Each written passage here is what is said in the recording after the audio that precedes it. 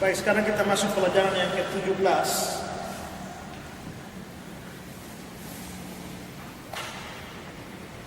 Setelah pelajaran 17, 18 dan kita selesai. Ya, kita selesai untuk ajaran saksi Yehova tentang Yesus Kristus, dan sesuai yang sudah kita katakan bahwa kita akan ganti materi yang lebih ringan, ya, materi mungkin eksposisi kitab-kitab. Nah, jadi ini satu kali pertemuan lagi kita hentikan pelajaran tentang saksi Yehova. Kita sekarang sampai pada bukti yang ke-11 bahwa Yesus adalah Allah dalam kaitan dengan saksi Yehova. Bukti yang ke-11 adalah bahwa Yesus sendiri mengakui bahwa dia adalah Allah atau anak Allah, dan dia rela mati untuk pengakuan itu.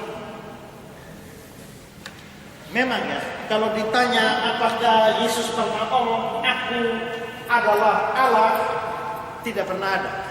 Dan itu biasa dituntut oleh Islam, dituntut oleh saksi Yehova, bahwa seperti ini. Dalam debat saya kemarin dengan saksi Yehova,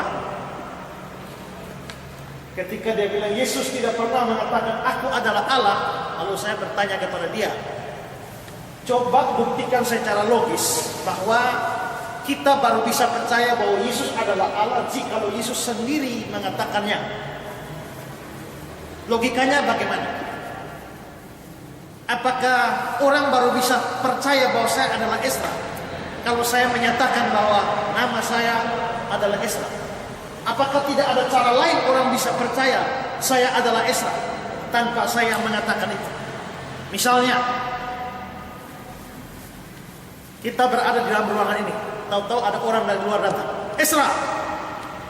Saya jawab, kenapa? Saya tidak perlu mengatakan nama saya Esra. Tapi begitu orang panggil dan saya bilang kenapa atau iya, berarti saya mengiyakan satu panggilan. Apakah itu tidak cukup menjadi bukti bahwa saya adalah Esra, dan harus mulut saya sendiri bilang bahwa saya adalah Esra? Atau pada waktu sementara saya berkhotbah, lalu saudara bilang ke teman sebelah, yang khotbah itu namanya Pak Esra.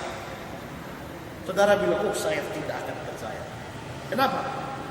Kecuali dia omong sendiri, aku adalah Esra, baru saya percaya. Kalau lu yang omong, saya tidak percaya. Begitu. Jadi adalah tidak logis kalau kita menuntut bahwa hanya jikalau Yesus mengatakan aku adalah Allah baru kita mau percaya bahwa dia adalah Allah. Itu tidak logis. Karena ada banyak cara untuk membuktikan bahwa dia adalah Allah. Jadi memang dia tidak mengatakan itu. Selain itu dia juga pernah menyatakan bahwa dia adalah anak Allah. Dan kita sudah belajar bahas begitu panjang lebar bahwa istilah anak Allah kalau dikenakan pada Yesus itu menunjukkan kesamaan hakikat. Sehingga dia adalah Allah juga.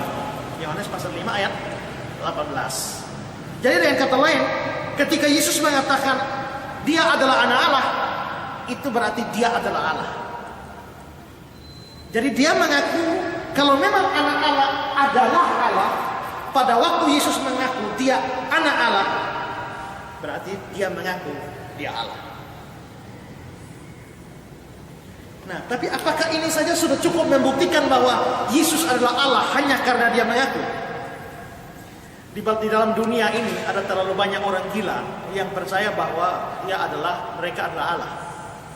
Salah satunya Benny Hinn, yang seperti kita sudah bahas ya, bahwa dia percaya bahwa kita ini adalah Allah. Ketika tanganku menjamah orang, sesungguhnya tangan Allah yang menjamah. Bahkan dia mengatakan nama saya adalah Benny Yehova. Ini salah satu orang gila ini. Ya. Lalu juga ada orang gila lain. Terlalu banyak orang mengatakan dirinya Allah. Apakah otomatis mereka adalah Allah? Tidak.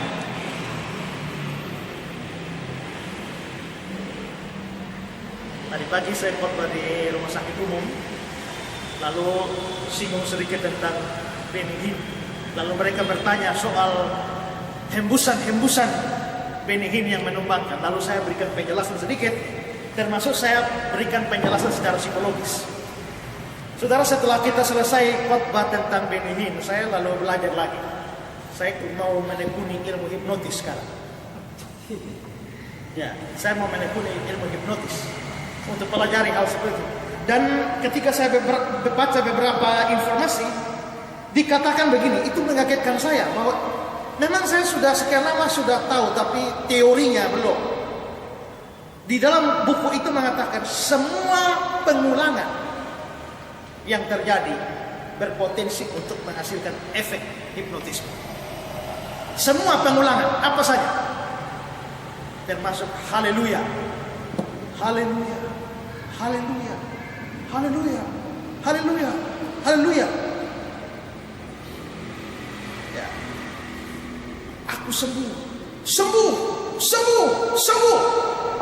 Nah, semua itu bentuk pengulangan itu akan merangsang efek hipnotisme. Jadi kalau kita mampu memanfaatkan itu, orang akan anggap kita punya orang. Nanti ya, kapan-kapan kalau kita ada KKR di kampus, saya praktek ya. Ya, saya praktek tumbangkan orang. Nah, sebagai pelajaran bagi saudara-saudara tahu, itu gampang direkayasa, bisa. Ya. Nah, jadi memang ya, itu orang-orang seperti itu boleh dianggap sebagai orang gila. Benny Hinn, ada juga sekte-sekte yang mempopulerkan Tuhan Yesus akan datang tahun sekian sebagainya. Ada juga yang mengatakan aku adalah Allah. Jadi yang mengaku dia diri sebagai Allah itu bukan cuma Benny Hinn. Ada banyak orang seperti itu. Tapi itu tidak otomatis bahwa mereka pasti adalah Allah. Kalau begitu sama dengan Yesus? Tidak. Karena apa? Karena Yesus mengaku sebagai Allah dan rela mati untuk pengakuan itu. Ini masalah. Saya adalah Ezra. Saya bukan Barack Obama yang adalah Presiden Amerika. Tapi saya bisa cukup gila untuk pergi mengakui di orang-orang bahwa saya adalah Barack Obama. Padahal saya tahu pasti saya bukan Barack Obama. Tapi saya pergi ke Obloni, saya ini Barack Obama. Saya terus satu-satu mengaku bahwa saya adalah Barack Obama. Tapi dalam hati sendiri saya tahu saya bukan Barack Obama. Tahu-tahu sampai kira-kira di Owens, saya Barack Obama. Owens penipu. Kalau om mencuri kau kira saya bunuh kau ini hari. Angkat pistol. Saya tahu saya bukan Barack Obama. Tapi saya bilang Owens bunuh saja. Saya Barack Obama. Rasanya tidak memungkinkan. Orang sukar mati demi sebuah kebohongan. Ini juga yang menjadi argumentasi mengapa kita percaya Yesus bangkit. Karena apa? Karena saksi mata dari kebangkitan itu adalah murid-murid. Nah, murid-murid ini setelah mereka bersaksi bahwa Yesus bangkit, mereka menjadi saksi mata Yesus bangkit, mereka kemana-mana bersaksi Yesus bangkit. Terus bersaksi Yesus bangkit. Tapi ada tuduhan, tidak, Yesus tidak bangkit, mayatnya dicuci.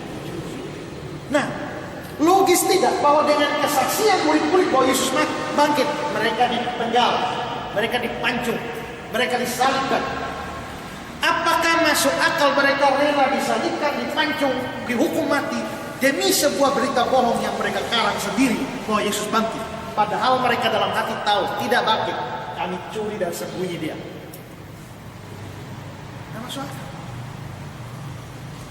Tapi demi sebuah kebenaran orang rela mati, bukan sebuah kebenaran. Nah, karena itu bahwa murid-murid rela mati demi kesaksian bahwa Yesus bangkit, itu menjadi argumentasi kuat bahwa mayatnya tidak dicuri, tapi mereka tahu dia benar bangkit, rela mati demi sebuah kebenaran. Nah, karena itu kalau Yesus mengaku bahwa dia adalah Allah dan rela mati demi pengakuan itu, ini mempunyai bobot dari untuk pengakuan itu. Kalau hanya pengakuan tapi tidak rela mati demi pengakuan itu tidak ada bobot.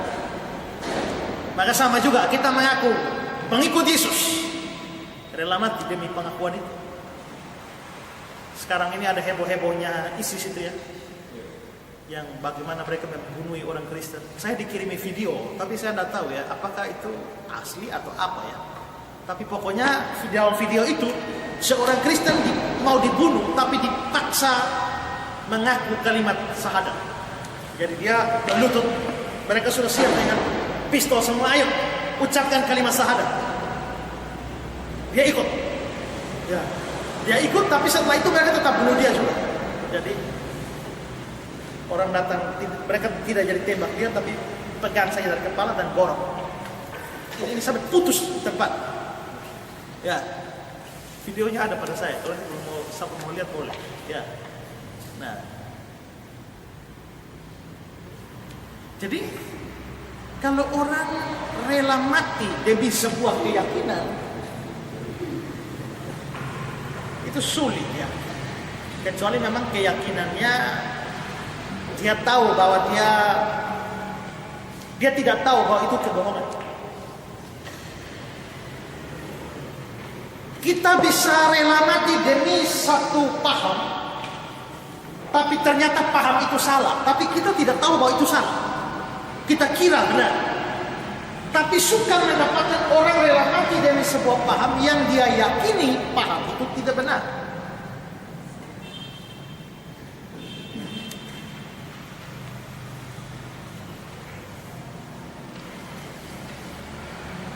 Katakanlah Islam, mereka rela mati demi Nabi mereka Muhammad. Mereka percaya Muhammad adalah Nabi. Kalau kita tidak percaya, mengapa? Karena imam dan Nabi berhenti dan memuncak pada Kristus. Setelah itu tidak ada Nabi lagi, tidak ada imam lagi. Kalau fungsi kenabian ada, tapi jabatan kenabian tidak ada lagi. Karena itu, kalau datang kemudian hari setelah Yesus 600 tahun setelah itu baru Muhammad muncul dan mengaku sebagai Nabi, kita tidak percaya dia Nabi. Tapi kalau ada orang Islam percaya dia Nabi, ya terserah. Tapi mereka sungguh-sungguh percaya dia Nabi. Adalah tidak masuk akal kalau mereka tahu dia bukan Nabi, tapi mengaku dia Nabi dan rela mati demi pengakuan. Jadi orang bisa rela mati demi kebenaran atau demi apa yang dia anggap benar. Tapi dia tidak akan rela mati demi apa yang dia sendiri tahu itu salah. Hanya orang gila yang bikin begitu. Karena itu saudara ya, bobot dari kerelaan untuk mati pada pengakuan Yesus membuat pengakuan itu bernilai. Ya. Jadi Yesus memang mengaku dia Allah.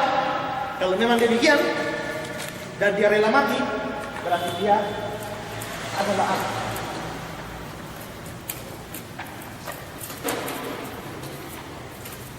Nah sekarang kalau itu dilogiskan, dulu saya pernah tahun berapa itu bikin tulisan di Timex itu, Yesus Kristus penipu, orang gila atau Allah, itu judul besarnya. Dan saya ingat pada waktu itu mama saya cerita bahwa ada orang di sekitar sekolah mama saya tuh yang kasih tahu tetangganya, "Woi, coba baca koran hari ini. Ini hari di koran ada orang bilang Yesus itu penipu." Nah itu sembarangan ya. Hanya lihat judul, tidak baca dulu. Apalagi bukan Yesus Kristus penipu. Bukan. Yesus Kristus titik 2 penipu, orang gila atau tanda tanya. Nah, mestinya dilihat dulu. Ini tanda tanya dihapus, Allahnya dihapus. Ada orang bilang Yesus itu penipu, orang gila. Ini yang suka potong-potong ini yang jadi problem. Ya, jadi problem. Nah, mengapa demikian? Ini berdasarkan runtut pemikiran yang rasional. Jikalau Yesus mengaku bahwa dia adalah Allah, secara logis hanya ada dua kemungkinan. Pengakuannya benar atau dia lagi bohong. Dia bukan Allah tapi dia lagi bohong. Ya. Jadi tidak benar. Ini saya rubah arahnya ini ya. Nah, kalau dia mengaku bahwa dia Allah dan benar begitu, ya kalau benar begitu ya dia memang Allah. Yesus mengaku Allah dan benar, ya kalau benar dia memang Allah. Tapi kalau dia mengaku dia Allah tapi sebenarnya tidak benar pengakuan itu, masih ada dua kemungkinan. Pada waktu dia mengaku itu dia sadar atau tidak sadar. Dia bilang aku adalah Allah, itu tidak benar, dan dia tidak sadar bahwa itu tidak benar. Dan dia sadar bahwa itu benar.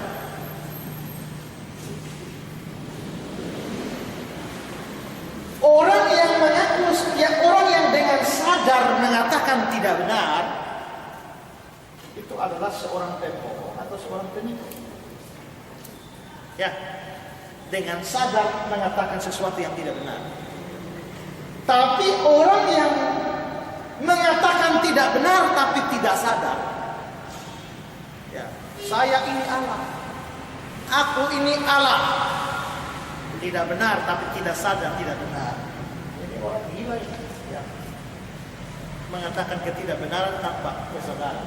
Nah, jadi dari runtut pemikiran logis seperti ini hanya sisa tiga ini: Allah, penipu, atau orang gila. Itu saja. Kalau dia bukan Allah, hanya tinggal dua pilihan: dia penipu atau orang gila. Ada orang yang begini, saya tidak percaya dia Allah, tapi saya juga tidak percaya Yesus penipu. Saya tidak percaya dia orang gila. Terus kamu percaya apa? Saya percaya bahwa dia itu hanya seorang guru moral yang baik. Tidak ada runtut logika untuk mencapai kesimpulan guru moral yang baik. Mengapa? Karena kalau dia guru moral yang baik, tidak mungkin dia membuat sebuah pengakuan yang tidak benar. Kalau kamu guru moral yang benar, yang baik, dan kamu bukan Allah, pasti dia mengaku dia bukan Allah. Jadi tidak ada, saya tidak percaya dia Allah, penipu, gila, tapi menurut saya dia nabi. Oh, kalau begitu, nabi mana yang mengaku diri sebagai Allah tapi berbohong? Tidak ada nabi begitu, itu nabi palsu. Kalau begitu tidak ada kemungkinan lain, sehingga kita cuma punya pilihan. Jika kamu tidak percaya dia Allah, kamu cuma punya dua pilihan. Silahkan pilih yang mana, penipu atau orang gila. Dan semua yang tidak percaya Yesus Allah juga biasa tidak setuju bahwa dia penipu. Mereka yang tidak percaya di Allah pun tidak setuju bahwa dia gila. Mereka mau cari alternatif lain, tapi di luar alur logika. Ya. Ini argumentasi begini diberikan oleh seorang pemikir Kristen abad lalu yang namanya C.S. Lewis. Ya, C.S. Lewis. Perhatikan kata-kata C.S. Lewis di bawah. Dia bilang begini: seorang yang adalah semata-mata seorang manusia, maksudnya kalau Yesus manusia, dan mengucapkan hal-hal seperti yang Yesus katakan, bukanlah seorang guru moral yang agung, atau dia seorang gila, atau dia adalah setan atau iblis dari neraka. Kamu harus menentukan pilihan. Atau orang ini adalah Allah baik dulu maupun sekarang, atau dia adalah orang gila, atau sesuatu yang lebih jelek lagi. Pilih saja. Ya. Sehingga jika orang memang logis, maka dia baca Injil, tidak ada gejala Yesus penipu, tidak ada gejala dia gila. Ya, maka sisa satu pilihan, dia adalah Allah.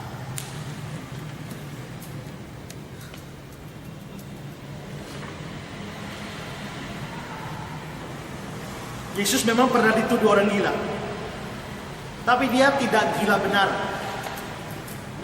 Tidak pernah benar-benar gila. Itu gila hanya dalam tuduhan orang-orang Yahudi atau dalam anggapan keluarganya, ya. Tapi dia tidak pernah dimengerti sebagai orang yang betul-betul gila. Jadi dari sini Yesus mengaku dia adalah Allah dan dia rela mati demi pengakuan itu. Dan dari runtut logika seperti ini kita harus berkesimpulan dia memang adalah Allah. Sampai di sini paham? Ada yang bertanya? Jelas semua? Kalau jelas kita lanjut.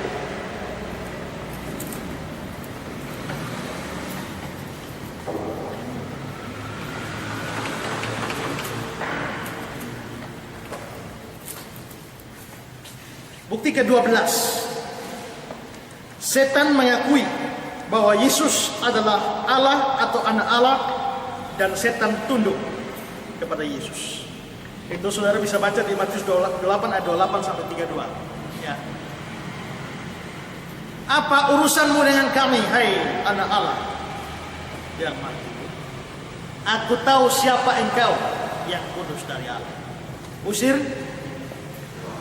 dia tunduk kepada Yesus. Ya, jadi sebenarnya setan sendiri itu percaya Yesus adalah Allah. Hanya karena dia bapa segala pendusta, maka dia berusaha membohongi banyak orang bahwa Yesus bukan Allah. Padahal dia sendiri percaya Yesus adalah Allah. Ya. Sekarang yang ke-13, ini yang agak banyak. Penyembahan kepada Yesus. Ini perhatikan sungguh-sungguh argumentasi di sini, karena ini berguna waktu menghadapi saksi Yehova atau Islam atau kaum Unitarian. Ya. Ketidakpercayaan saksi Yehova terhadap keilahian Yesus menyebabkan mereka melarang untuk menyembah Yesus. Orang saksi Yehova tidak mau kita menyembah Yesus. Paul Brisat mengatakan, kita tidak boleh menyembah Yesus atau berdoa kepadanya. Jadi orang saksi Yehova menyembah Yesus tidak, doa kepada Yesus tidak. Nanti soal doa kita bahas minggu depan. Ya, tapi pokoknya tidak boleh menyembah Yesus.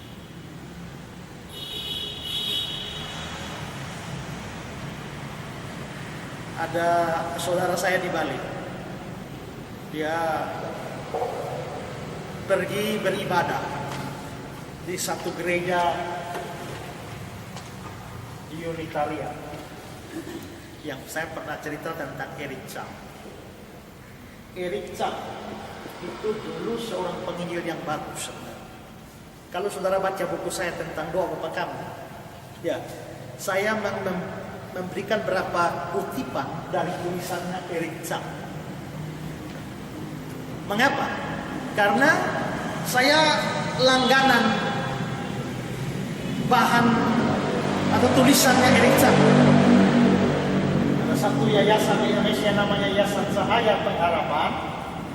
Mereka kerjanya adalah mentranslate tulisannya Eric Chang ini ke dalam bahasa Indonesia, lalu dikirim free ke siapa saja yang mau.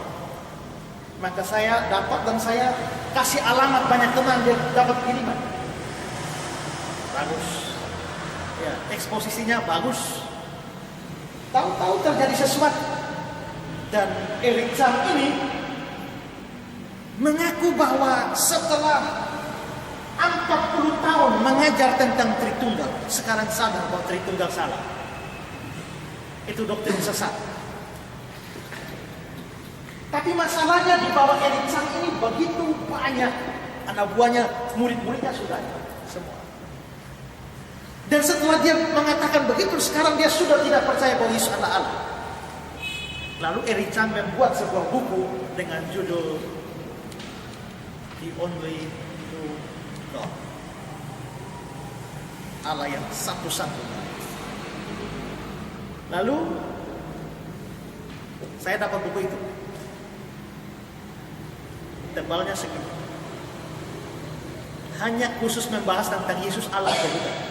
Tebalnya segini, penjelasan bahasa Yunani panjang lebar di sana, panjang lebar di sana. Saya dikirimi seperti itu. Pernah saya dikirimi, saya bilang, nggak usah baca lah. Ya, argumentasinya kurang lebih sama dengan saksi Yehova Unitarian yang lain. Ya, hanya ini kelihatan lebih ilmiah saja. Ya, nggak usah baca lah. Eric Chang tidak ada di Indonesia, tapi ada perwakilannya di Bali.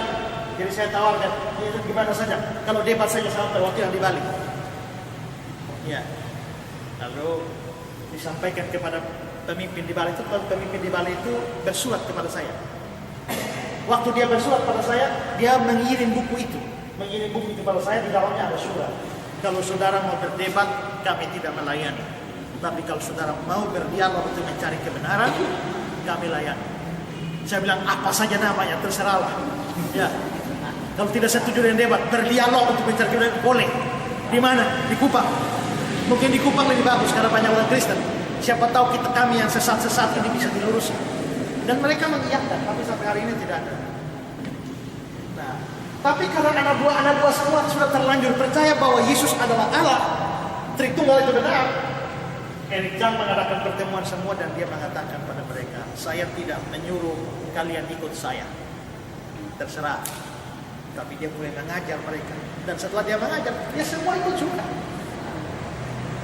Rame-rame semua ikut. Nah, lalu mereka bikin gereja. Nah, salah satunya gereja di Bali. Ya. Nah, lalu kakak saya yang di Bali ini gereja di situ. Bukan menjadi anggota itu, hanya kepengen tahu. Nah, lalu dia sering telepon saya dan konsultasi. Pergi di sana mereka khotbahnya begini, ini bagaimana? Khotbahnya begini. Nah, dia ceritanya dia bahwa yang dia aneh adalah bahwa di dalam gereja semua lagu yang memuji Yesus itu tidak pernah dipakai. Jadi lagu-lagunya semua hanya menyembah Bapa atau menyembah Yehova. Tapi sifat lagu yang meninggikan Yesus tidak ada.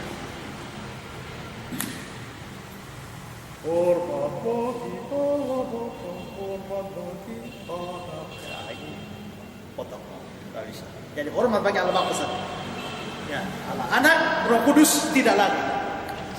Ya, dan itu sama dengan saksi Yehova. Tidak ada penyembahan kepada Yesus. Karena memang Yesus bukan Allah dalam pengertian yang setinggi-tingginya. Tidak boleh.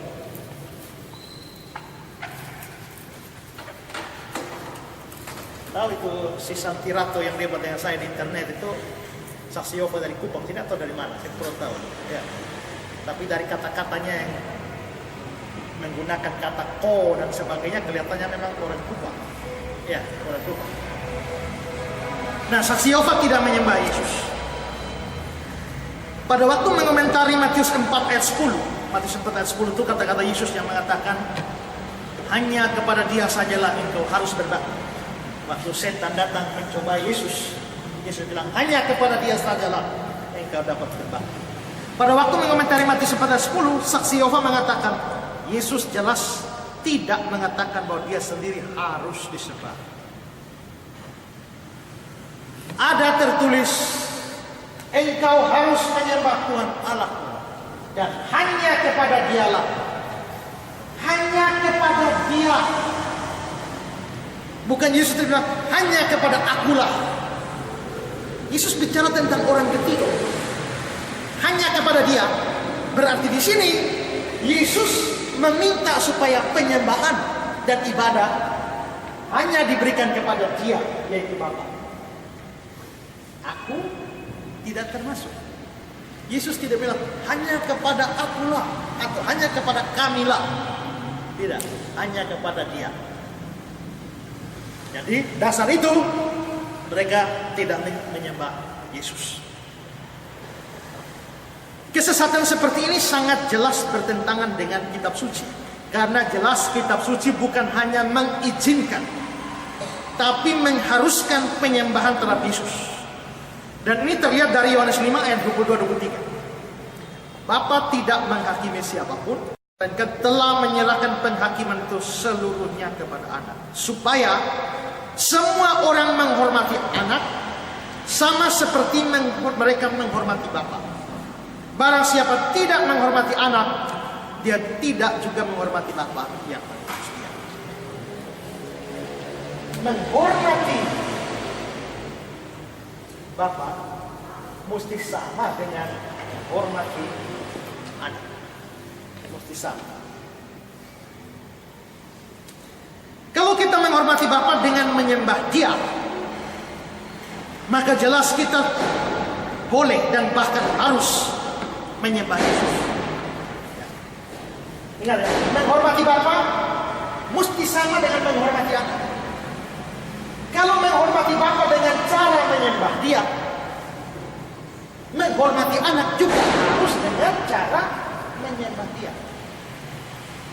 Ya. Sehingga penyembahan kepada Yesus itu harus. John Owen mengatakan, menghormati anak seperti kita seharusnya menghormati Bapa adalah apa yang membuat kita orang-orang Kristen, dan tidak ada hal lain yang membuat demikian. Artinya, maksudnya John Owen begini, karena kita menghormati Yesus dengan menyembah Dia, makanya kita disebut Kristen. Kalau ada orang bilang, oh kita hormat Bapa saja, tidak usah hormat Yesus, tidak usah menyembah Yesus, pada dasarnya dia stop jadi Kristen. Jadi mestinya saksi Yehova tidak masuk Kristen, Unitarianisme tidak masuk Kristen, tapi mereka menganggap bahwa mereka lah Kristen yang sejati. Nah itu masalah. Kita dianggap sebagai palsu. Ya. Nah di samping itu ada 3 hal yang perlu dibahas tentang persoalan ini. Pertama, kitab suci memerintahkan penyembahan terhadap Yesus. Dalam Ibrani 1 ayat 6, Allah sendiri, Allah di situ adalah Bapa. Bapa sendiri berkata bahwa malaikat-malaikat harus menyembah anak atau Yesus. Lihat Ibrani 1 ayat 6. Dan ketika ia di sini adalah Bapa. Dan ketika ia membawa pula anaknya yang sulung ke dunia, dia berkata, semua malaikat Allah harus menyembah Dia. Sekarang yang suruh malaikat sembah Yesus ini siapa? Bapa. Ya, ini kuat sekali ini ayat. Kalau saudara hadapi saksi Yehova, ini ayat mesti dipegang. Menghadapi saksi Yehova lebih memungkinkan begini daripada hadapi Islam. Kenapa? Karena kalau kita bilang, mana bukti bahwa Yesus ini? Kita di dalam surat Ibrani, mereka akan tanya yang tulis surat Ibrani siapa? Yesus. Bukan. Siapa? Siapapun mau Paulus, itu kan Paulus yang ngomong atau siapa punya omong, kan bukan Yesus. Nah itu Islam punya otak begitu. Tapi kalau saksi Yehova, mereka secara teori percaya bahwa Alkitab firman Allah, seluruh diilhamkan oleh Allah. Sehingga waktu kita lari ke Ibrani, mereka tidak bisa berargumentasi dengan Islam, model Islam. Karena mereka akui juga bahwa Ibrani 1 ayat 6 adalah firman Allah. Mereka wajib menjelaskan ayat itu. Nah ini keuntungan hadapi saksi Yehova adalah mereka percaya seluruh Alkitab adalah firman Allah. Sehingga kita pakai ayat manapun jadi argumen. Kalau lawan Islam, mereka cuma mau apa yang Yesus omong. Paulus mereka tidak mau, ya. Anti Paulus mereka.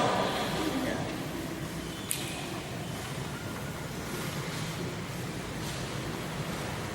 Kalau Yesus bukan Allah, adalah sesuatu yang tidak masuk akal bahwa Allah Bapa memerintahkan para malaikat untuk menyembah Dia, Yesus.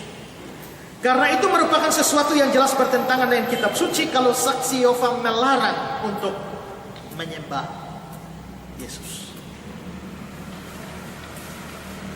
Nah, tapi ingat ya, saksi Yehova ini kan tidak kurang akal. Kita sudah lihat ya, dalam hal tafsiran, dalam hal terjemahan, mereka licik sekali. Mereka tinggal rubah posisi saja, atau tambah titik, atau tambah koma, ayat berubah maknanya. Nah, lalu di sini kita perlu tahu Alkitab Saksi Yehova, New World Translation, itu menerjemahkan apa? Di sini Ibrani 1 ayat 6 ini. Nah, ternyata mereka di dalam New World Translation itu memakai kata do obeisance, yang kata itu bisa punya dua arti, menyembah atau sekedar menghormat. Nah, Karena itu sudah pasti mereka menggunakan kata itu dengan tujuan ke sini.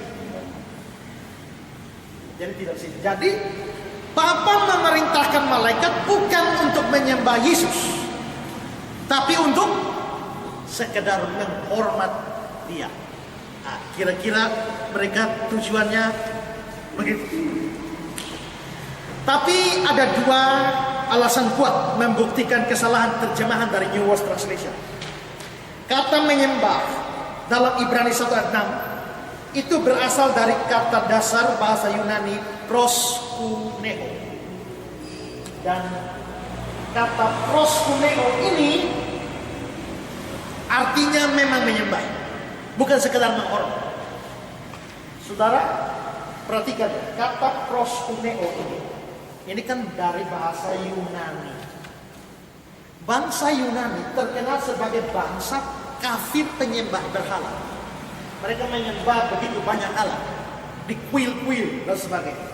Apabila seseorang kafir datang ke kuil sebuah kuil dari seorang dewa dan mereka sujud menyembah di sana, kata yang digunakan adalah proskuneo. Jadi proskuneo biasa digunakan untuk penyembahan, sehingga tidak bisa diartikan bahwa di sini hanya hormat tanpa arti menyembah. Ya. Dalam Matius 4 ayat 9-10 itu yang bilang hanya kepada Dia sajalah engkau menyembah. Ya, di situ New World Translation menerjemahkan menyembah, tapi di dalam Ibrani tidak. Ini menunjukkan mereka kurang ajar dalam mengubah terjemahan. Kalau terjemahan itu menunjuk kepada Bapa, mereka ikut. Tapi kalau itu kepada Yesus, mereka berusaha rubah supaya jangan sampai kita percaya Yesus Allah atau menyembah Yesus. Itu liciknya mereka seperti itu.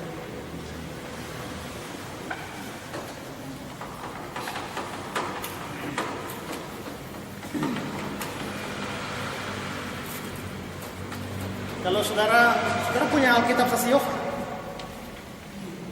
Tidak punya ya? Saya punya. Kalau ketemu mereka minta saja. Ya, minta supaya mereka kasih gratis. Lah bayangkan ya. Kali lalu saya publikasikan buku di internet, buku-buku saya di internet.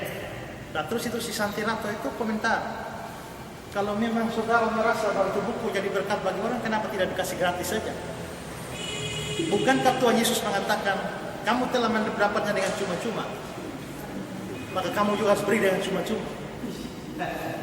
Saya bilang, iya, mestinya begitu. Hanya buku ini saya cetak, percetakannya oleh Saksi Yehova, dan dia minta bayar mahal. Coba dikasih gratis. Kalau dia kasih gratis, saya kasih gratis semua. Ya. Lagi pula, sudah bayar di percetakan, waktu saya mau kirim via kantor pos atau lewat tiki, mereka minta bayar juga. Coba mereka minta gratis, saya kasih gratis. Itu orang bodoh gitu ya.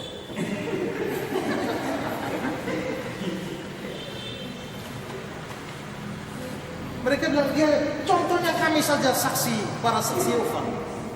Dia bangga-banggakan dengan majalah mereka yang number one di seluruh dunia, Watchtower dan Cedar Lab.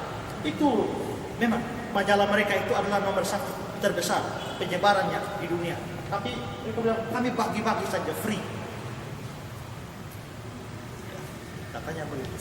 Ya kalau kamu mau bagi free terserah, tapi tidak ada kewajiban karena kamu bagi free menyuruh orang bagi free.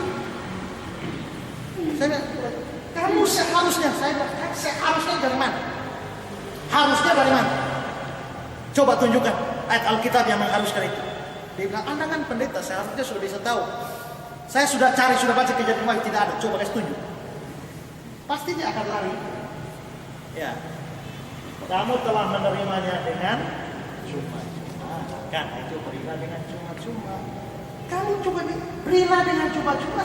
Dasarnya kalau kamu mendapatkan dengan cuma-cuma, nah saya tidak mendapatkan dengan cuma-cuma. Nah, ayat ini tidak berlaku bagi saya.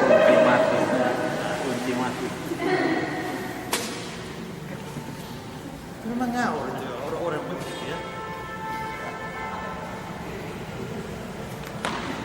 Tapi memang mereka biasa bagi-bagi. Kadang-kadang mereka menjual itu hanya untuk ongkos, terserah kita mau kasih berapa saja. Ya, untuk ongkos cetak atau apa segala macam katanya. Tapi mereka juga bagi gratis. Jadi kalau ketemu mereka, kesempatan ketemu mereka, minta Alkitab, bilang mau belajar. Ya, nanti mereka bisa kasih. Jadi saya punya yang New World Translation-nya, yang Inggris, sekaligus yang terjemahan Dunia Baru di dalam bahasa Indonesia. Ya. Kadang-kadang ya enak juga ya baca Alkitab kita, lihat punya mereka. Ini lari jauh, gitu. Kadang-kadang ada juga kata-kata di Alkitab kita yang agak kurang dipahami, bisa mengerti dari mereka.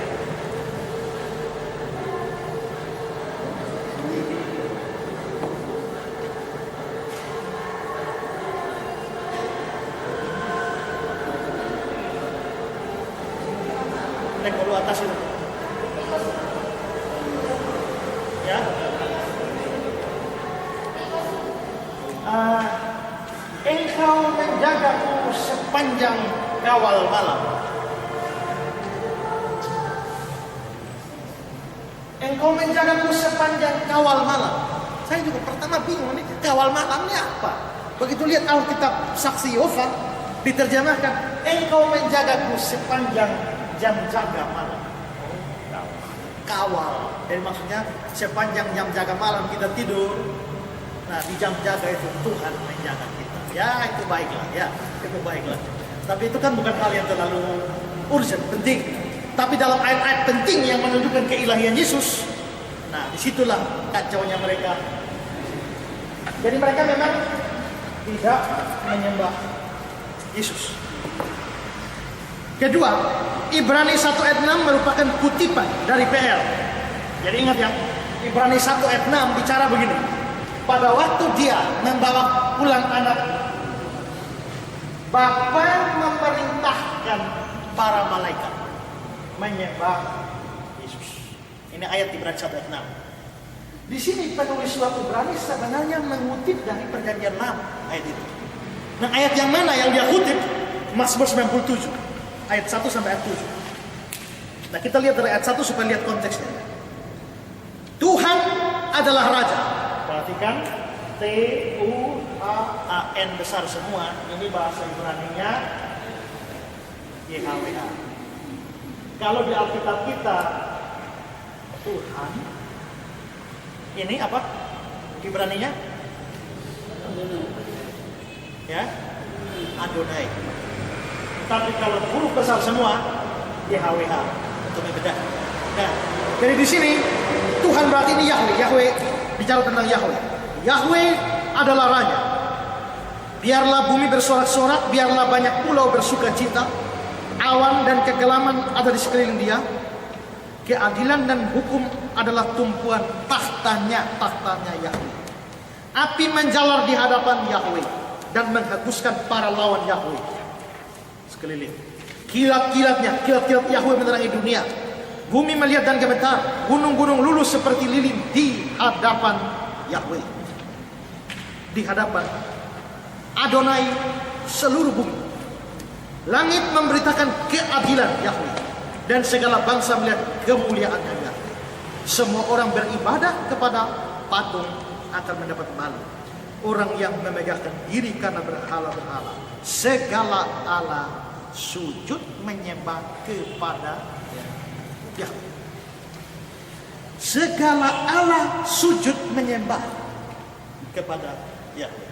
Nah, ini ada ayat Perjanjian Lama, segala Allah. Allah di sini pakai A kecil ya, bukan Allah sungguh.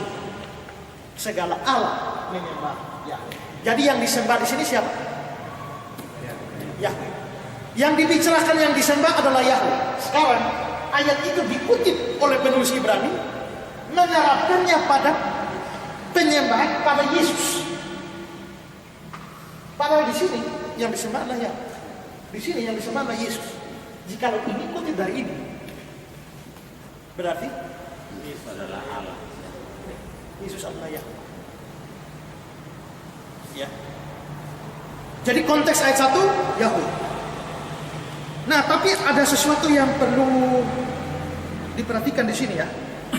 Kitab Suci Indonesia salah terjemahan karena menerjemahkan bagian akhir dari ayat 7 yang digarisbawahi, segala Allah sujud menyembah kepadanya. Itu bukan sebagai perintah. Padahal mestinya itu kalimat perintah. Ya. Lihat di dalam King James, sembahlah dia, kamu semua Allah-Allah. Jadi ini perintah. Kalau di dalam Indonesia itu hanya sebuah pernyataan. Ya. NIV, NASB sama dengan King James, itu kalimat perintah. Jadi ada perintah supaya semua Allah sujud menyembah. Ya, ini dimasuk. Nah, persoalannya siapa Allah-Allah itu? Ada yang menganggap bahwa Allah-Allah dalam ayat 7 menunjuk pada dewa-dewa dalam ayat 7a di atas semua orang yang beribadah kepada patung. Nah, tapi sebenarnya kata Gods, Allah-Allah dalam ayat 7 menunjuk kepada malaikat-malaikat. Karena terlihat bahwa dalam mengutip ayat ini, penulis surat Ibrani yang jelas diilhami oleh Roh Kudus sehingga tulisannya pasti benar, menerjemahkan menjadi malaikat. Juga dalam Septuaginta kata ini diterjemahkan malaikat. Jadi saudara ya, di sini dibilang segala Allah sembahlah Yahweh. Dalam Septuaginta itu diterjemahkan malaikat. Maka ayat ini harusnya berbunyi, segala malaikat menyembah Yahweh. Ayat ini dikutip di Ibrani 1 ayat 6. Segala malaikat sujud menyembah. Maka ada hubungan antara Yahweh yang disembah dan Yesus yang disembah. Jadi kalau dalam Mazmur 97:7 malaikat diperintahkan menyembah Yahweh, maka dalam Ibrani 1 ayat 6 malaikat-malaikat diperintahkan menyembah Yesus. Semua ini menunjukkan Yesus memang adalah Yahweh, dan karena itu dia harus disembah. Armstrong menceritakan bahwa ini bagus ini ya. Armstrong menceritakan bahwa seorang bernama Charles Lett pada waktu bersama dengan beberapa temannya berhayal tentang orang-orang besar yang hidup kembali. Makanya mereka cerita-cerita, kira-kira ini orang-orang yang top-top di sejarah tiba-tiba bangkit kembali. Mereka masuk dalam ruangan bagaimana? Herodes masuk, Soekarno tiba-tiba muncul, gitu. Lalu siapa lagi orang-orang, Charles Darwin masuk, Thomas Alva Edison masuk, Albert Einstein masuk. Pokoknya orang-orang top di dunia ini tiba-tiba masuk di ruangan. Kira-kira bagaimana? Lalu perhatikan, bagaimana jika Kristus masuk ke ruangan ini? Lalu dia menjawab, jika Shakespeare masuk, kita semua harus berdiri. Jika ia, Yesus muncul, kita harus berdiri. Ya, Shakespeare seorang penulis hebat. Kalau kita misalnya lagi dulu-dulu tiba-tiba Shakespeare masuk, kita semua harus hormat Shakespeare. Semua mesti berdiri memberi penghormatan. Tapi kalau tiba-tiba Yesus datang, kita semua mesti berlutut dan menyembah Dia. Ini luar biasa, bisa naik Facebook. Ya.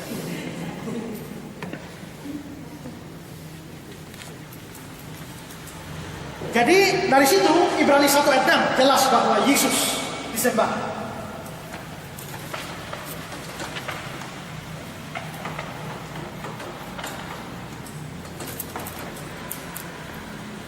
Sekarang Mazmur 2 11-12. Beribadahlah kepada Yahweh dengan takut, ciumlah kakinya dengan gemetar, supaya ia jangan murka dan kamu binasa di jalan, sebab mudah sekali murkanya menyala. Jadi di sini disuruh beribadah kepada Yahweh lalu mencium apanya Yahweh? Kaki. Nah, tapi di sini ada yang aneh. Entah bagaimana Alkitab bahasa Indonesia bisa sama dengan Al-Asfi menerjemahkan mencium kaki. Seharusnya bukan mencium kaki, tapi mencium anak. Ini bagaimana anak jadi kaki? Itu rumit untuk dimengerti. Ya, mungkin manuskripnya berbeda. Sekarang lihat King James. Layanilah atau beribadahlah kepada Yahweh dengan takut dan bersuka cita dengan gemetar. Ciumlah anak supaya ia jangan marah dan kamu binasa dari jalan pada waktu murkanya dinyatakan sedikit saja. Ciumlah anak, bukan cium kaki. NIV. Layanilah atau beribadahlah kepada Yahweh dengan takut dan bersuka cita dengan gemetar. Ciumlah anak supaya dia jangan marah dan kamu dibinasakan. Suruh cium anak. NASB. Beribadahlah sembahlah Tuhan dengan hormat atau takut dan bersuka citalah dengan gemetar. Sembahlah atau hormatilah anak supaya dia jangan marah. Di dalam Alkitab bahasa Saksi Yehova, New World Translation, kiss the son. Ciumlah putra atau ciumlah anak.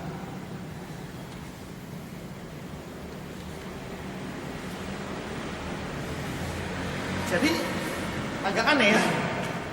Kenapa kok cium anak di Alkitab bahasa Indonesia bisa jadi cium kaki? Ini mesti diteliti lebih jauh. Saya belum lihat ini Alkitab terjemahan lama. Biasanya terjemahan lama jauh lebih bagus dan lebih mengikuti asli. Yang terjemahan baru ini agak aneh juga ya saya. Memang seperti saya bilang ya, lembaga Alkitab memang perlu punya proyek maha besar untuk berubah terjemahan ini. Nah, jadi pokoknya di sini yang benar adalah bukan cium anak.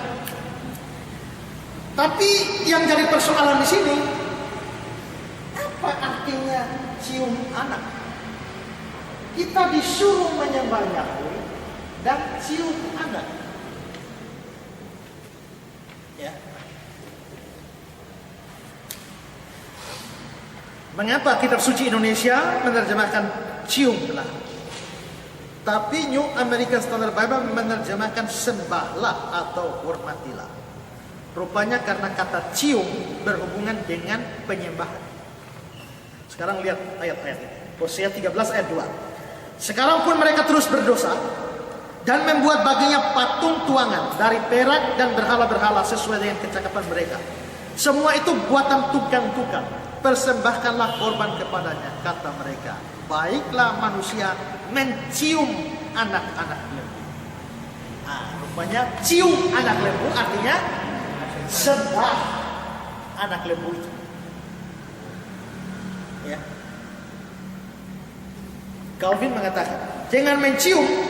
Dia memaksudkan dengan suatu penggambaran, suatu pengakuan tentang penyembahan dan pemujaan. Menyembah, memuja anak lembu, cium. Dan Calvin memberi contoh ayat ini di mana kata mencium juga diartikan seperti dalam 1 Raja-Raja 11:18. Lihat 1 Raja-Raja 11:18. Tetapi aku akan meninggikan 7.000 orang di Israel, yakni semua orang yang tidak sujud menyembah Baal dan yang mulutnya tidak mencium dia. Tidak mencium Baal, artinya tidak menyembah Baal. Ayub 31, 26, 28. Jikalau aku pernah memandang matahari ketika ia bersinar dan bulan yang beredar dengan indahnya, sehingga diam-diam hatiku terpikat menyampaikan kecupan tanganku kepadanya. Kepada siapa? Matahari, bulan, bintang. Maka hal itu juga menjadi kejahatan yang patut dihukum oleh hakim karena Allah yang telah kuingkari. Maksudnya dia tidak mau memberi kecupan kepada bulan, bintang, matahari. Artinya menyembah bulan, bintang, matahari. Tapi dibahasakan dengan memberi kecupan. NIV, tanganku memberikan mereka ciuman. Nah, kata Ibrani yang diterjemahkan mencium dalam ayat 31, 1 Raja-Raja, Hosea, dan Mazmur 2 ayat 11 berasal dari kata Ibrani yang sama, yaitu nasa, yang memang berarti mencium. Jadi di sini dia bilang, sembahlah, beribadahlah kepada Yahweh, ciumlah anaknya. Artinya, sembahlah Yahweh, apa? Sembah juga anaknya, ciumlah anaknya, bukan kaki. Tadi kaki terjemahnya salah, mestinya terjemahnya anak. Kata cium artinya sembah, berarti cium anak adalah sembah anak. Nah, Lihat komentar Calvin tentang Mazmur 2. Istilah cium menunjuk pada bukti atau tanda penghormatan yang biasanya diberikan oleh orang-orang yang ditundukkan kepada penguasa mereka. Kesimpulannya adalah bahwa Allah diambil kehormatannya jika dia tidak disembah di dalam Kristus. Ini ayat ini. Beribadahlah kepada Yahweh, ciumlah anaknya. Beribadahlah kepada Yahweh, sembahlah anak. Jadi dengan menyembah anaknya atau mencium anaknya, kita sama dengan beribadah. Maka kata-kata Calvin ini menarik. Ya. Kesimpulannya adalah bahwa Allah diambil kehormatannya jika dia tidak disembah di dalam Kristus. Islam menyembah Allah, ya, Allahu Akbar, di dalam Kristus. Berarti kehormatan Allah itu tidak ada di sana. Ya. Semua agama mengaku menyembah Allah, tapi mereka menyembah Allah di luar Kristus. Itu bukan yang benar. Adakah agama yang benar-benar menyembah Allah di dalam Kristus? Cuma satu, yaitu Kristus. Ya. Jadi ini menarik sekali ya.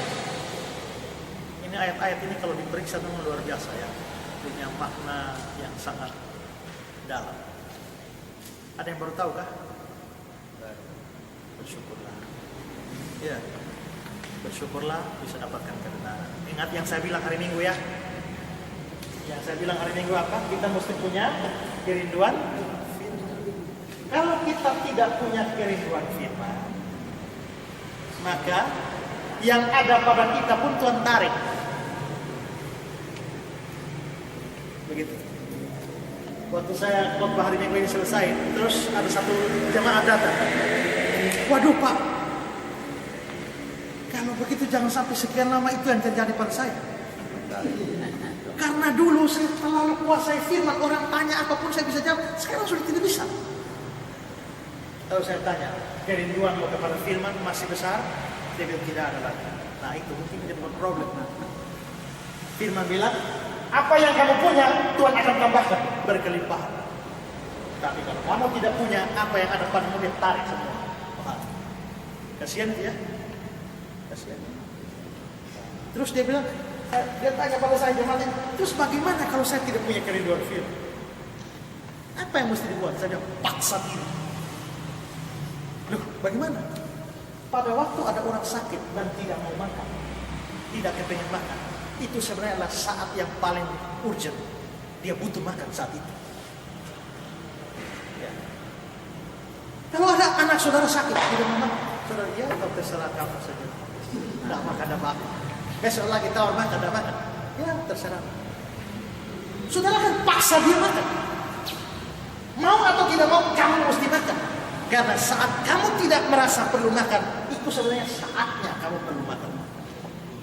Saat kamu merasa tidak butuh firman, itu saatnya kamu butuh firman lebih. Karena itu bagaimana? Paksa diri. Datang saja. Dengar saja, biar rasa tidak enak. Pokoknya dengar. Karena firman itu bisa menyembuhkan. Ya. Kita ini mula-mula percaya Yesus itu cinta firman luar biasa ya. Rasanya Alkitab kita kasih habis tidak lama saja. Tapi lama-lama jadi orang Kristen. Ini yang mungkin Alkitab bilang, kasih mula-mula kamu, penting aku dipuji ya, aku tahu pekerjaan, tapi kamu kehilangan kasihmu yang mula-mula. Gereja kita baru ulang tahun ke-6.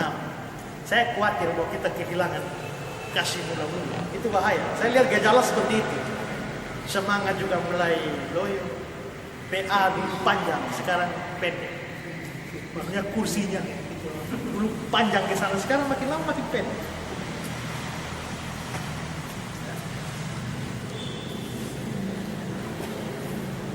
Lanjut. Dan tentang kata-kata selanjutnya dalam Mazmur 2 ayat 12 yang berbunyi, supaya ia jangan murka dan kamu binasa di jalan, sebab mudah sekali murkanya menyala. Maksudnya beribadah kepada Yahweh, ciumlah anaknya, sembahlah anaknya. Kalau tidak, apa yang terjadi? Ya. Kalau kamu tidak ini, dia akan murka dan kamu binasa di jalan, sebab mudah sekali murkanya menyala. Ini ancaman. Nah, Calvin berkata, apa yang langsung mengikutinya adalah satu peringatan kepada mereka yang meremehkan atau merendahkan atau menghina Kristus, bahwa kesombongan mereka tidak akan lolos dari hukuman. Seakan-akan dia mengatakan, sebagaimana Kristus tidak dihina tanpa penghinaan yang dilakukan kepada Bapa yang telah menghiasi dia dengan kemuliaannya sendiri, demikian pula Bapa sendiri tidak akan mengizinkan pelanggaran dari hak-hak yang keramat seperti itu untuk berlalu tanpa dihukum. Artinya, dia mau disembah di dalam Kristus. Pada waktu kamu menyembah dia di luar Kristus, apalagi menghina anaknya, kamu tidak akan lolos. Waktu baca ayat begini nih, waktu bikin susun ini, saya pikir rasanya cepat sudah itu Tuhan sikat di Islam. Ya, rasanya mau seperti itu saja ya. Karena mereka sudah tidak menyembah Allah di luar Kristus, coba diam-diam bagus. Menghina Kristusnya luar biasa. Menginginkan begitu itu tidak dosa ya. Karena Mazmur itu penuh dengan ungkapan seperti itu, supaya Tuhan membalas orang-orang fasik. Kiranya murka-Mu turun ya Tuhan, api membakar mereka. Itu bukan membalas dendam, tidak, tapi mengharapkan keadilan Tuhan terjadi. Itu bahasa Mazmur begitu. Kita harapkan supaya keadilan Tuhan terjadi. Itu sama dengan yang dibahas dalam kitab Wahyu kan. Di bawah mesbah ada jiwa-jiwa dari orang kudus yang mati-mati. Mereka menuntut, berapa lama lagi ya penguasa yang agung, engkau membalaskan darah kami. Jadi mereka menuntut balas, tapi mereka bukan membalas dendam itu, menuntut keadilan. Ya, tapi Tuhan bilang sabar, tunggu sedikit lagi sampai jumlah saudara-saudara yang harus mati syahid genap. Artinya berapa banyak yang mati syahid sudah ditetapkan. Kalau saudara tidak ditetapkan mati syahid, saudara tidak akan mati syahid, mati baik-baik. Ya. Tapi ada orang-orang tertentu yang Tuhan sudah tetapkan dia mesti mati syahid. Dulu waktu saya bertobat pertama kali percaya Yesus, Tuhan, saya minta, Tuhan kalau bisa saya mati, minta cara mati syahid. Tapi setelah saya baca cerita-cerita orang mati syahid, itu mengerikan. Tuhan, kalau bisa jangan. Kalau bisa jangan. Tapi sekarang terserah Tuhan. Ya, terserah Tuhan. Saya waktu baca cerita-cerita para mati, saya juga bingung. Ya. Apakah pada waktu mereka dihantam begitu, ada yang bisa bernyanyi? Seperti Andreas, waktu dipaku juga nyanyi. Ada yang dibakar lagi nyanyi. Apakah mereka satu rasa sakit atau rasa sakit mereka dihilangkan pada waktu itu atau bagaimana? Stefanus itu lagi batu hantam dia, tapi dia ya Tuhan Yesus. Ya. Apakah orang-orang yang mati syahid itu dihilangkan rasa sakit pada waktu itu? Tapi kalau dihilangkan rasa sakit, lalu apa artinya mati syahid?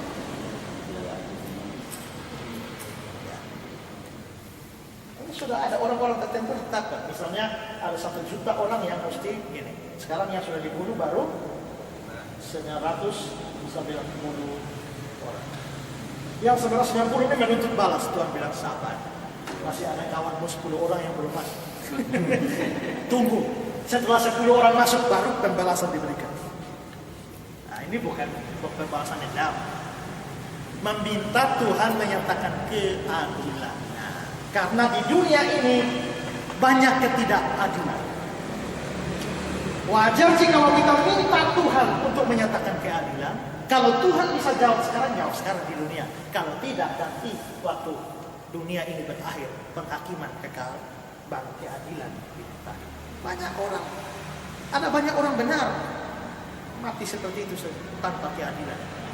Ada banyak orang jahat hidup enak. Ya, sampai mati pun enak.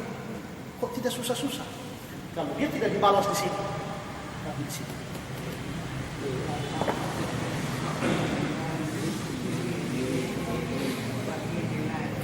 Kalau Benihin tidak dibalas di sini, nanti di sini. Keadilan pasti ada. Di dunia ini belum ada keadilan. Ya. Kita seringkali karena lihat, saya ini hidup benar tapi kok seperti begini, dia orang fasik tapi ini. Tuhan tidak adil. Kita tidak bisa mempersoalkan keadilan Tuhan karena prosesnya belum selesai. Sekarang ada orang bunuh orang. Si A bunuh B. B mati. B ini saudaranya saudara. Ya, lalu proses pengadilan. Nanti putus pengadilan di sini. Tapi masih di sini saudara sudah protes. Tidak ada keadilan. Nah, belum bisa diprotes di sini kan prosesnya belum selesai. Nah, keadilan Tuhan prosesnya di dunia ini sambung nanti. Jadi kalau dia tidak dapat bagian di sini, tidak dapat di sini.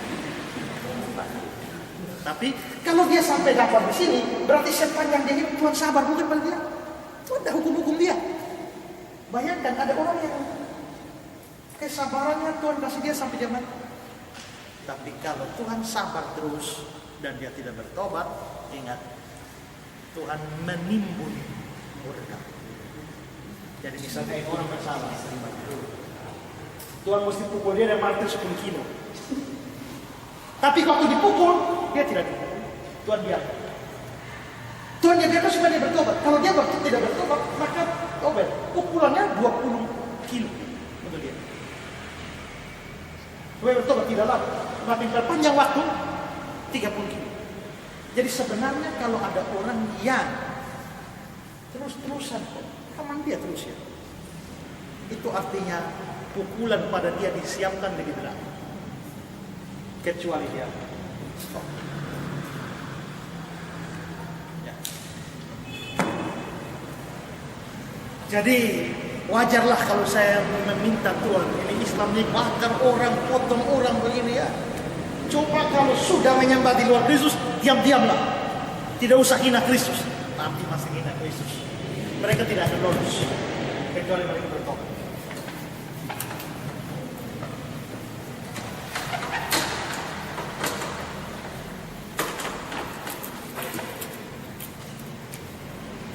Mazmur 45 ayat 7 sampai 12.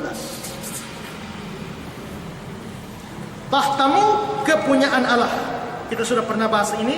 Mestinya kata kepunyaan ini tidak ada. Tahtamu ya Allah. Tetap untuk seterusnya selamanya. Tongkat kerajaanmu, tongkat kebenaran. Engkau mencintai keadilan, membenci kefasikan. Sebab itu Allah Allahmu telah mengurapi engkau dengan minyak sebagai tanda kesukaan, melebihi teman-teman sekutumu. Segala pakaianmu berbau murga haru cendana, dan istana gading permainan kecapi menyukakan engkau. Di antara mereka yang disayangi terdapat putri-putri raja, dan sebelah kananmu berdiri permaisuri berpakaian emas dari Ofir.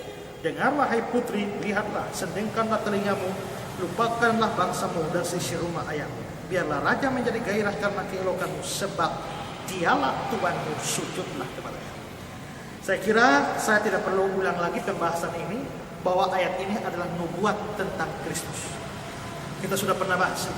Sehingga kalau ini nubuat tentang Kristus, maka ayat 12, biarlah raja menjadi gairah karena keelokanmu, sebab dialah Tuhanmu. Itu menunjuk pada Kristus. Sujudlah kepadanya. Sujudlah kepada Tuhan, yaitu Kristus. Ya. Nah, saya kira itu sudah dijelaskan supaya kita tidak buang waktu di situ. Yang tidak ikut bisa pelajari kembali. Ya. Nah, karena itu juga ya. Kalau New World Translation membungkuklah untuk menghormat. Padahal itu sujud sembah, tapi mereka terjemahkan suruh bungkuk dan hormat saja. Ya. Jadi mereka mengartikan di situ hanya sekedar penghormatan. Tapi jelas saudara, kepada siapa perintah untuk sujud dalam Mazmur 45? Kepada permaisuri, kepada putri, yang menunjuk kepada gereja, karena gereja memang adalah pengantin dari Kristus. Jadi Mazmur 45 ayat 12 merupakan perintah yang ditujukan kepada gereja untuk menyembah atau sujud kepada Kristus. Poin B, Kitab suci menubuatkan penyembahan terhadap Yesus.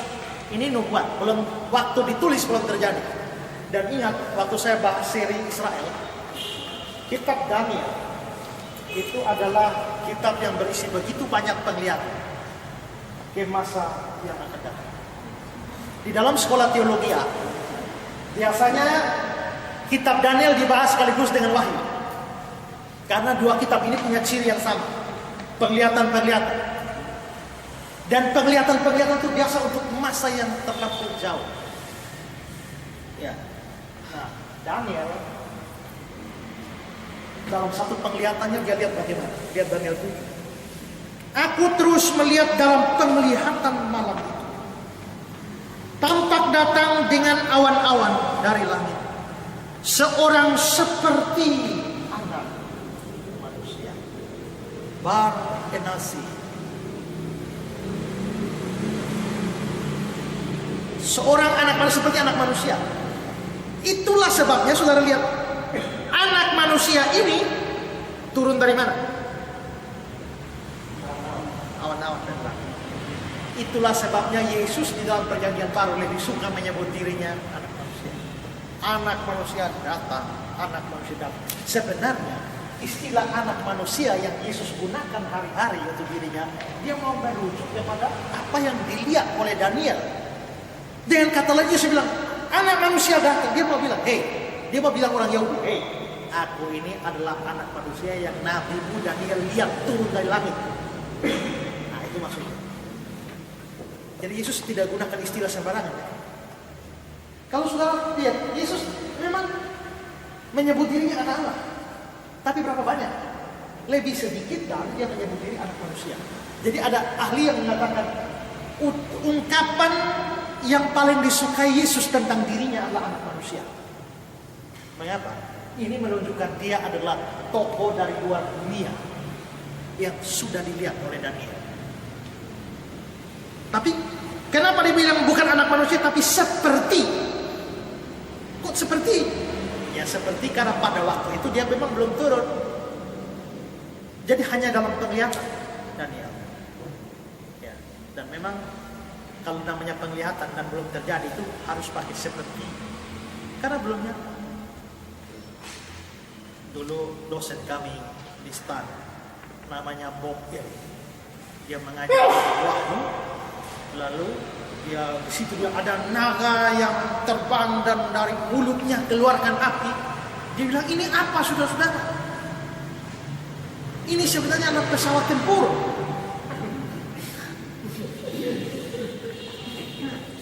Zamannya Yohanes, waktu Yohanes lihat itu kan belum ada pesawat, jadi dia tidak bisa omong itu pesawat.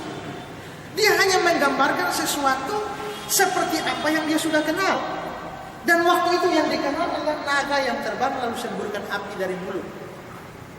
Nah, padahal sebenarnya yang Daniel lihat, yang Yohanes lihat itu sebenarnya dia melihat pesawat tempur yang terbang seperti ini, api keluar sini dan peluru-peluru keluar meledak di sana. Nah, dalam keterbatasan Yohanes yang belum ada kamus pesawat, waktu itu udah ada pesawat itu apa? Ya, dia hanya lihat, aku melihat naga, katanya, bokeh, entah benar atau tidak dan kurang tahu. Ya, tapi itu sesuatu yang lucu, ya menurut saya. Ya.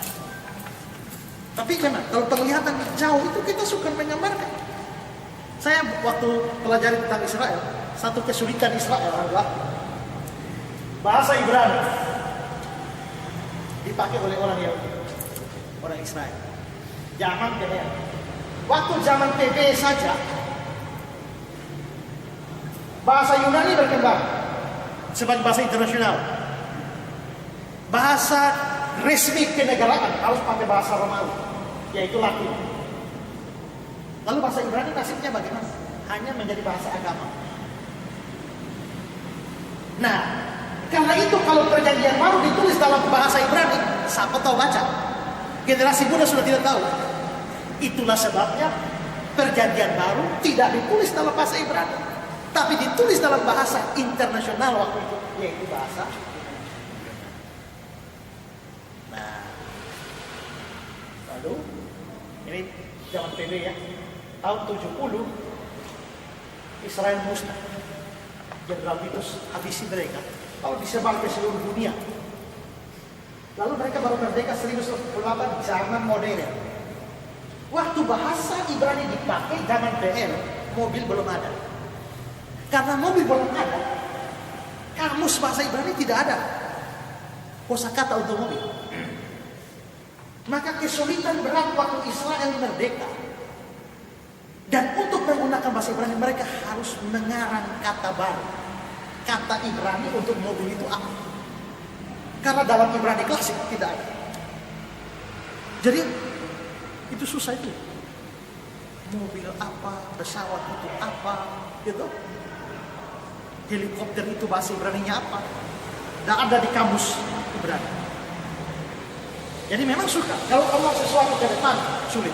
Maka seringkali para nabi yang melihat itu selalu menggunakan kata seperti. Aku melihat sesuatu seperti ini, seperti itu, seperti ini. Ya, itu bahasa penglihatan. Nah, karena itu Daniel juga begitu. Seorang seperti anak manusia.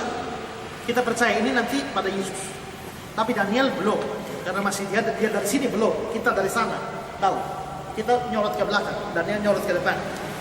Datanglah ia kepada yang lanjut usianya. Yang lanjut usianya menunjuk kelihatan kepada Bapa. Dan dibawa ke hadapan. Lalu diberikan kepadanya, kepada anak manusia itu, kekuasaan dan kemuliaan dan kekuasaan sebagai raja. Jadi anak manusia itu akan jadi raja.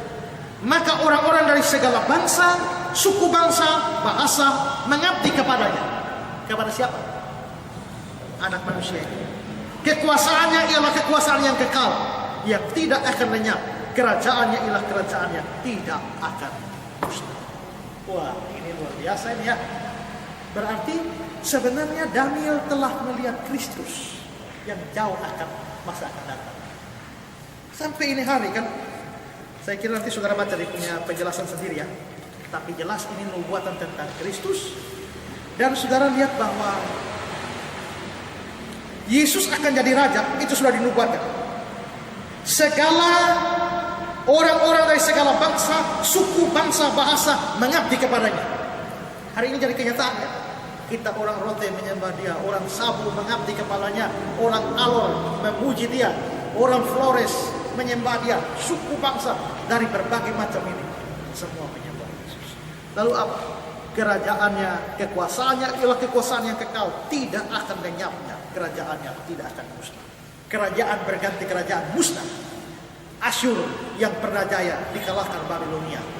Babilonia pernah jaya ditumbangkan Media Persia.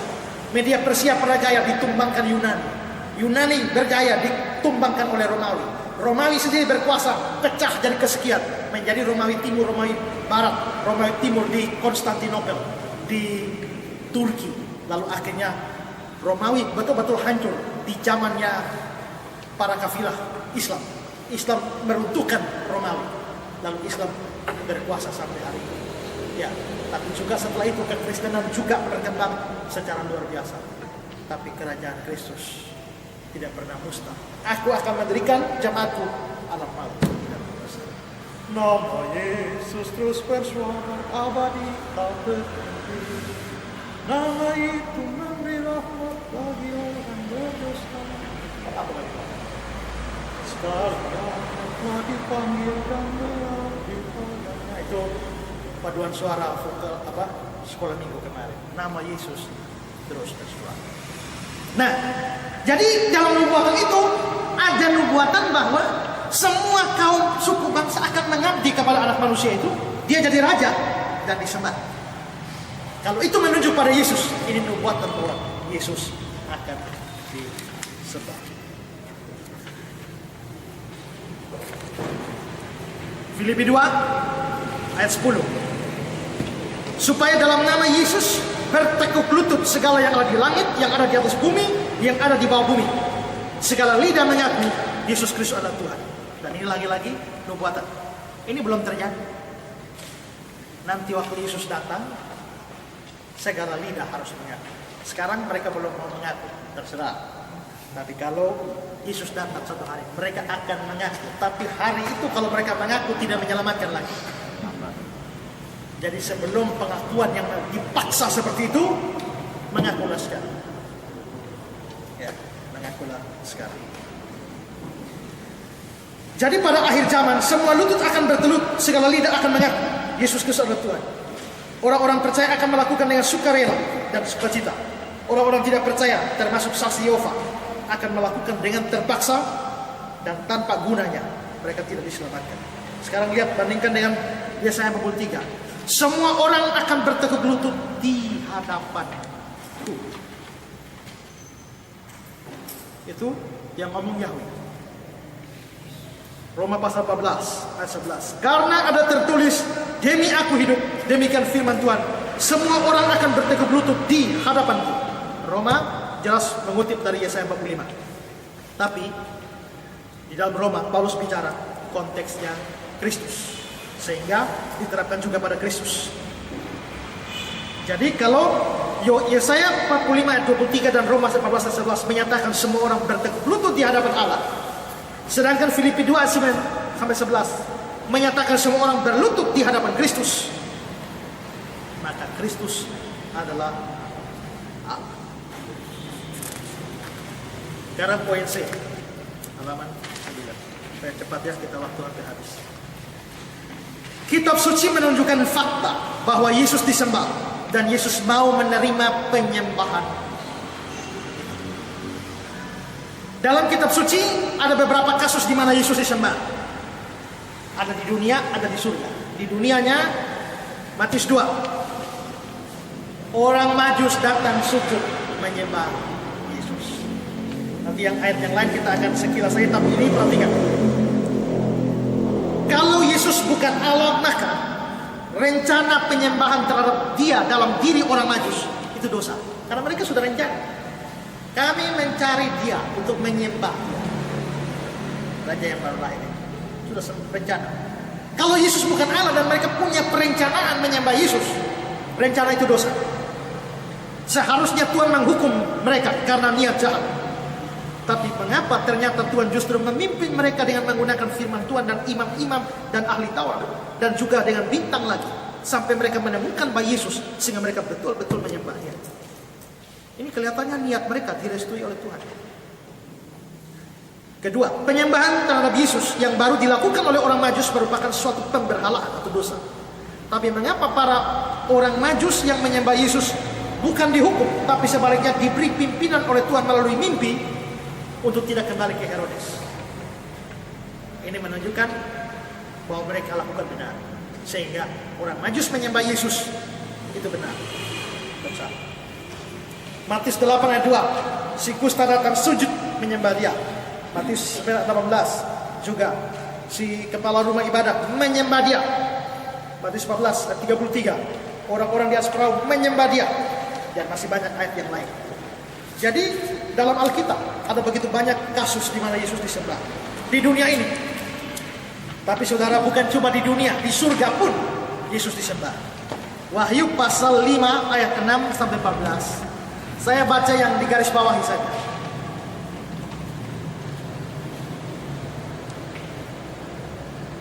Ayat 6. Maka aku melihat di tengah-tengah tahta dan keempat makhluk itu, di tengah-tengah tua-tua, berdiri seekor anak domba seperti telah disembelih. Itu pasti Yesus.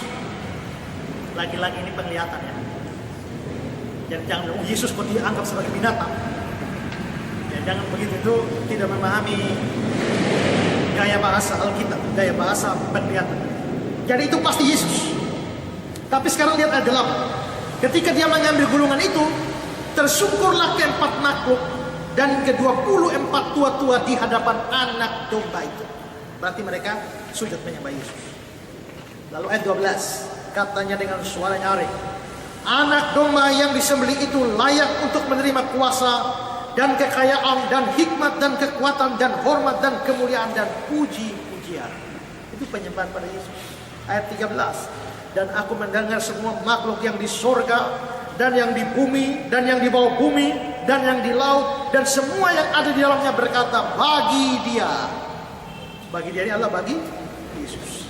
Yang duduk di atas tahta dan bagi anak domba. Bagi dia tuh kelihatannya bagi Bapa ya. Dan bagi anak domba adalah puji-pujian dan hormat dan kemuliaan dan kuasa sampai selama-lamanya. Dan keempat makhluk itu berkata, amin. Dan tua-tua itu jatuh tersyukur menyembah.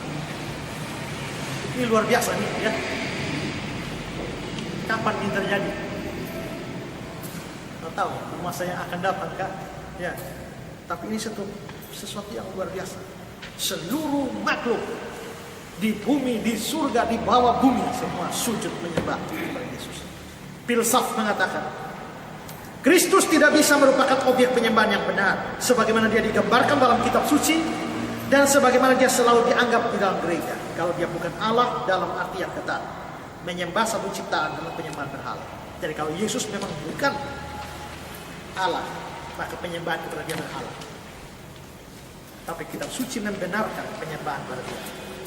Kedua, Yesus pun terima penyembahan itu. Kalau Yesus bukan Allah tapi menerima penyembahan, ini orang memang nabi palsu. Tapi dia terima penyembahan itu dan dia adalah Allah. Dia mengatakan dalam Matius 4:10, engkau harus menyembah Tuhan Allahmu dan hanya kepada dia engkau berbakti. Tapi begitu orang berbakti kepada dia, orang menyembah dia, dia terima. Ya. Ini kalau hadapi orang dengan argumentasi Islam hadap begitu, saya biasa begitu. Mereka bilang, oh Matius 4:10 hanya kepada dia. Memang Yesus bilang hanya kepada dia. Anehnya dia disembah, dia terima. Apakah dia adalah orang yang begitu kurang ajar sampai dia bukan Allah tapi mau menerima Allah? Padahal dia sendiri mengatakan bahwa hanya kepada Allah kita sembah. Tapi begitu dia disembah, dia bukan Allah, kok dia mau terima? Itu orang kurang ajar. Kecuali dia memang Allah juga, maka ayat itu berlaku juga bagi dia. Nomor 3, bandingkan penyembahan terhadap Yesus dan penerimaan Yesus terhadap sembah itu dengan rasul-rasul. Rasul-rasul waktu disujud sembah menolak ya.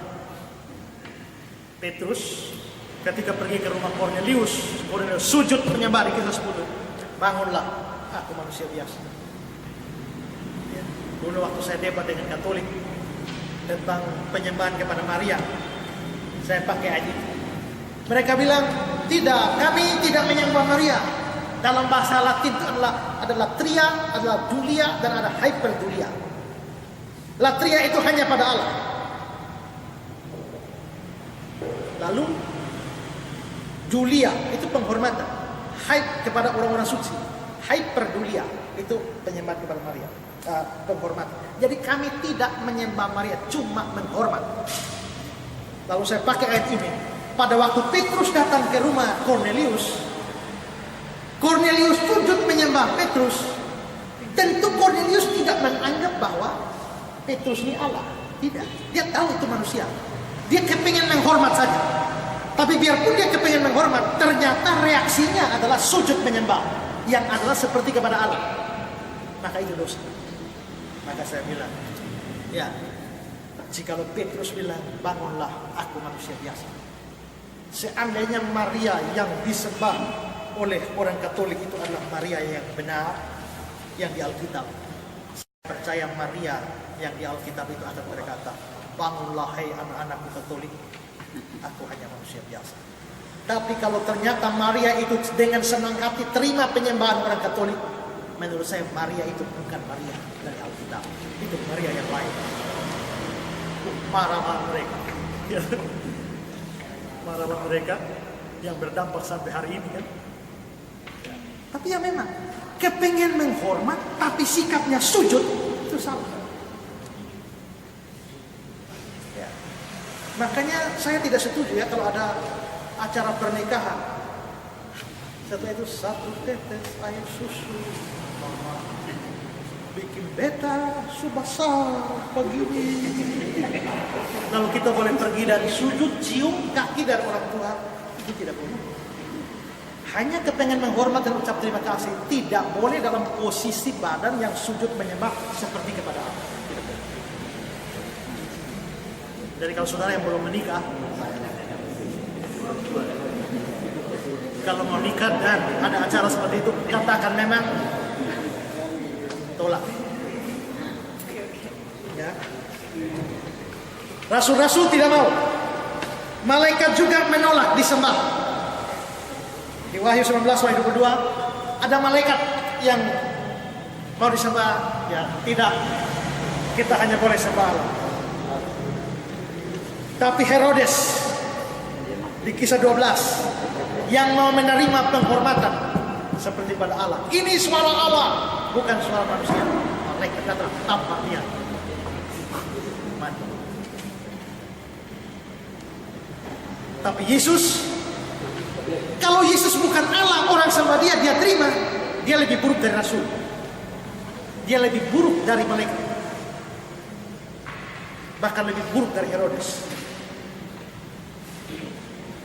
Tapi kalau dia terima, tapi kita juga tidak menganggap dia buruk, maka kita harus percaya dia betul-betul Allah yang memang layak disembah. Karena itu kalau Yesus menerima sembah, hanya ada dua pilihan. Dia adalah orang kurang ajar atau nabi palsu, atau dia Allah sendiri. Yang mana yang sudah pilih? Keputusan di tangan saudara. Itu bahasa Arminianisme. Amin.